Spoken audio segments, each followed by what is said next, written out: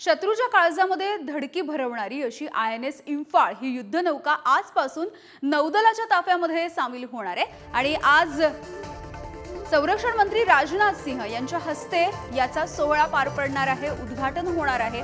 मुंबईमध्ये या उद्घाटनाचा सोहळा पार पडणार आहे आणि मुंबईमधल्या नेव्हल डॉकयार्डमध्ये हा सगळा खास उद्घाटनाचा सोहळा एकूणच हा सगळा समारंभ पार पडणार असल्याची माहिती मिळते आहे। त्यामुळे INS इम्फाळ ही युद्धनौका आजपासून नौदलाच्या ताफ्यामध्ये सामील होईल। INS इम्फाळ ही पश्चिम नौदल कमांडमध्ये असणारी अशी युद्धनौका असेल। त्यामुळे INS इम्फाळ ब्राह्मोस क्षेपणास्त्रांनी सुसज्ज अशी युद्धनौका आहे। आणि याविषयी बोलूयात आमचे प्रतिनिधी अजय माने आपल्या सोबत आहेत। अजय, अत्यंत महत्त्वाची अशी नौदलासाठी सुद्धा बातमी आणि काय नेमका सोहळा असणार आहे, किती वाजता असेल?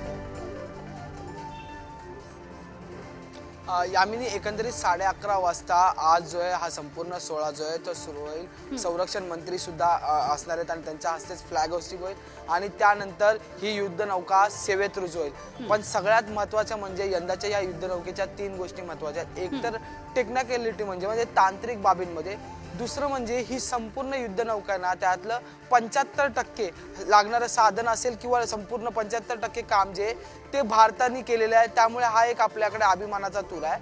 आणि तिसरं म्हणजे ब्रह्मोस तर ह्यात आहे, म्हणजे जेव्हा शत्रूंविरुद्ध लढा देताना ब्रह्मोस हे जमिनीवरून चालणारं मिसाईल जे ते आपल्याकडे, पण याच जोडीला एक टायमाला सिंगल शूटमध्ये आपण 24 IRL म्हणजे 24 मिसाईल जे आहेत ते रॉकेट लॉन्चर शत्रूंच्या विरोधात आपण लोड करू शकतो। ह्याही महत्त्वाच्या गोष्टी आहेत आणि ब्रह्मोस सोबत बराक सुद्धा ना या टाइम आपल्याला पाहायला मिळणार आहे।